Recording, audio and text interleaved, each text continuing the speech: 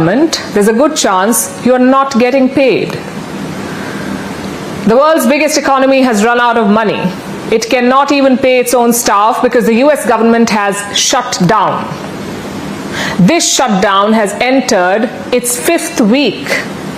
That means no salary for more than 1 million US military personnel, thousands of air traffic controllers, and even some lawmakers. They may not get their paychecks.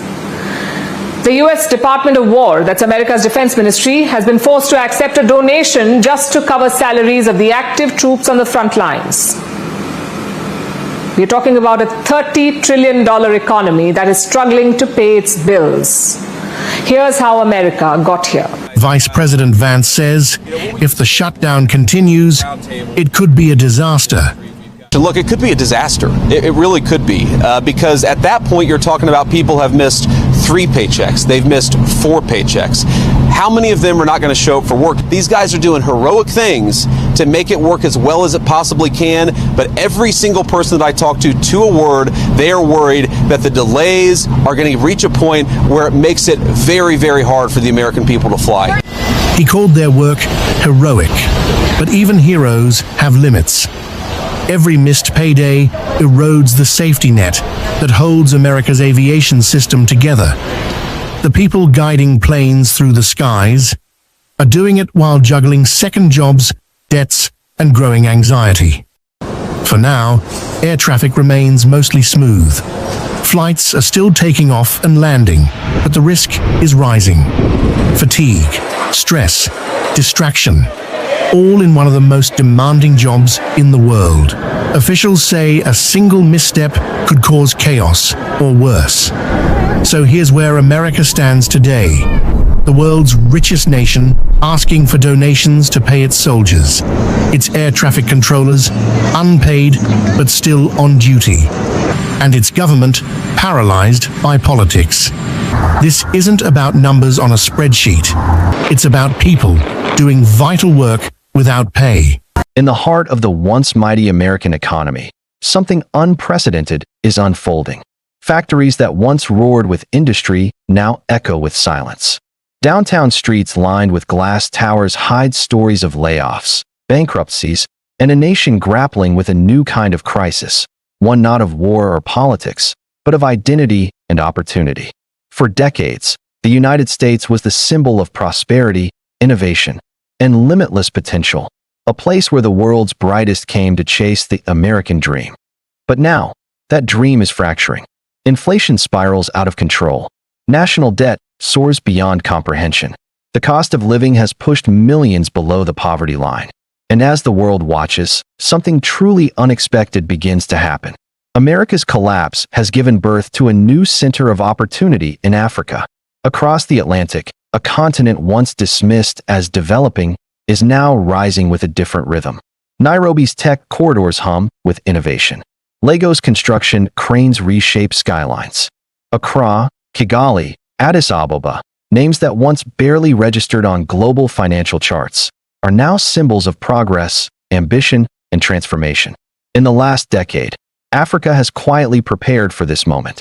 While global economies wrestled with inflation and stagnation, African nations invested in agriculture, technology, and manufacturing. While the West outsourced and automated, Africa localized and diversified. And now, as America falters, the global job map is being redrawn. According to recent economic migration data, over 600,000 Americans are actively exploring opportunities in Africa. Engineers, teachers, healthcare professionals, and digital workers, all looking for what America once promised but can no longer guarantee: stability and purpose.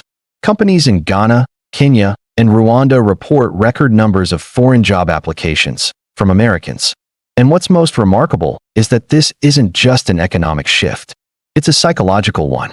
For the first time in modern history, Africa is being seen not as a place to help, but as a place to join. This transformation didn't happen overnight. It began years ago with a generational change across the continent. Africa's youth, bold, innovative, and digitally connected, began building ecosystems that bridged local challenges with global technology. From fintech in Nigeria to green energy in Kenya, from textile innovation in Burkina Faso to automotive assembly in Morocco. Africa began to create jobs for itself. When the pandemic crippled Western economies, Africa leaned on its own ingenuity. When inflation hit record highs in the United States and Europe, African startups doubled in number. And when global trade chains fractured, Africa's regional partnerships, like the African Continental Free Trade Area, AfCFTA, started to take center stage. The result is an entirely new narrative. Africa as a job generator, not a job seeker. Meanwhile, in America, the numbers tell a grim story. A $36 trillion national debt, uncontrolled inflation, a housing crisis, a widening gap between the rich and the working class, and a government increasingly reliant on borrowing from nations it once lectured on fiscal responsibility. The United States, for all its technological might, faces a reckoning, a system stretched beyond sustainability. Wages stagnate while the cost of living explodes. Healthcare bankrupts families. College degrees no longer guarantee employment. And the land of opportunity feels, to many, like a relic of the past. In that vacuum, Africa's rise becomes not just an alternative, but an inevitability. Across the continent, megaprojects are rewriting the economic story. In Egypt, the new administrative capital expands as one of the largest construction efforts in the world. In Nigeria, the Dangote refinery, Africa's largest industrial complex, redefines local energy independence. In Kenya, new highways, digital hubs, and renewable energy networks are transforming rural economies into global players. This isn't charity. This is strategy. African nations, once constrained by foreign loans and colonial economic structures, are now leveraging local resources, regional trade, and new partnerships with Asia and the global South. Instead of exporting raw materials for pennies, they are refining, manufacturing, and branding locally. And as Western companies downsize, African industries expand. The flow of opportunity has reversed. Economists describe it as the dawn of a reverse migration.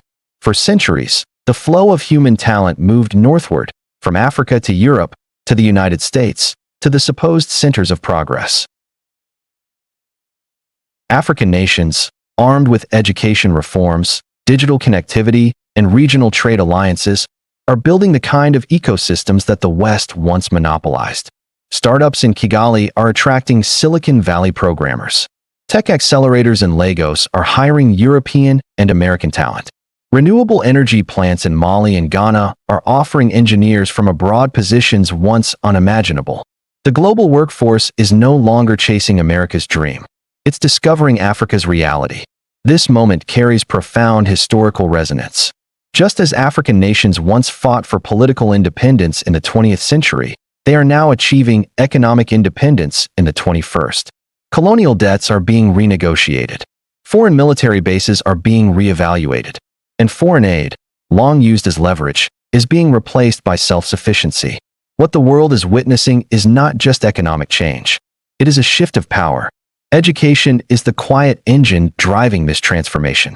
African universities are producing record numbers of STEM graduates. Coding academies and AI institutes are spreading from Ghana to South Africa.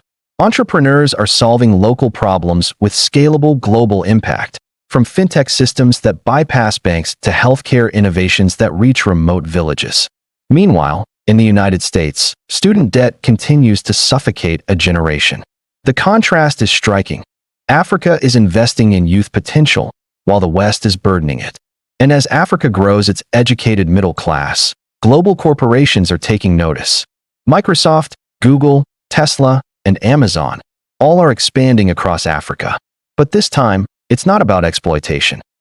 It's about partnership, because Africa holds not only the resources, but the markets and minds of the future. Another force reshaping the world economy is the green transition.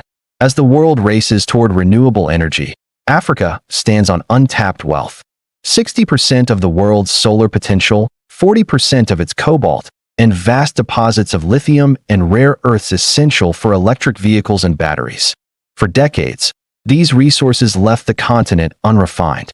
But under new leadership, from Burkina Faso's Ibrahim Traoré to Tanzania's Samia Suluhu, African nations are enforcing sovereignty over their natural wealth. Processing plants are being built locally. Value is being retained on the continent. And this is where global talent, including Americans, now sees opportunity. In Detroit, factories shut their doors. In Lagos, new ones open. In Ohio, manufacturing jobs vanish. In Addis Ababa, textile exports rise. In California, the cost of living skyrockets. In Accra, startups are offering high-paying tech roles at half the cost. This is not coincidence. It's consequence. Africa's rise coincides with America's recalibration, a shift in balance that reveals the fragility of Western dominance and the resilience of African innovation.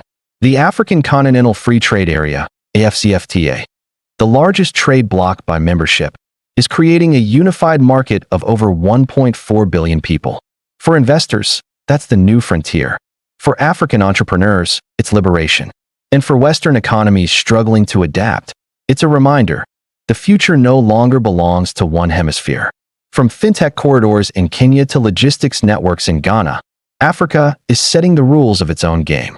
Digital payment systems like M-Pesa and Flutterwave have redefined how money moves across borders, faster than any Western banking innovation in decades. While America debates inflation rates, Africa is creating financial inclusion at scale. The implications are global. If current trends continue, Africa could surpass the combined workforce of Europe and North America by 2035. This isn't speculation, it's demographic destiny. The youth of Africa, the fastest growing population on Earth, is becoming the heartbeat of the world economy. And with youth comes innovation, energy, and growth. Meanwhile, aging Western populations are struggling to sustain productivity. Retirement burdens mount. Social systems strain. And industries dependent on young labor are quietly shifting to Africa, the only region with the workforce to build the future. From space, Africa no longer looks like a dark continent. Its cities glow with light, energy, and movement.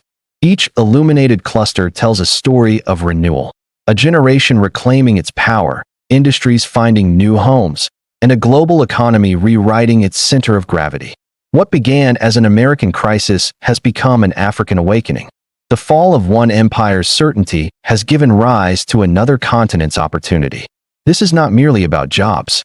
It's about balance, about a world finally rediscovering equilibrium after centuries of uneven exchange.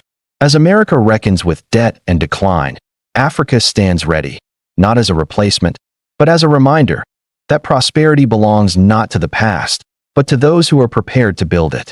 And this time, the foundation is African. The collapse of one economy does not mark the end of history. It marks the beginning of another.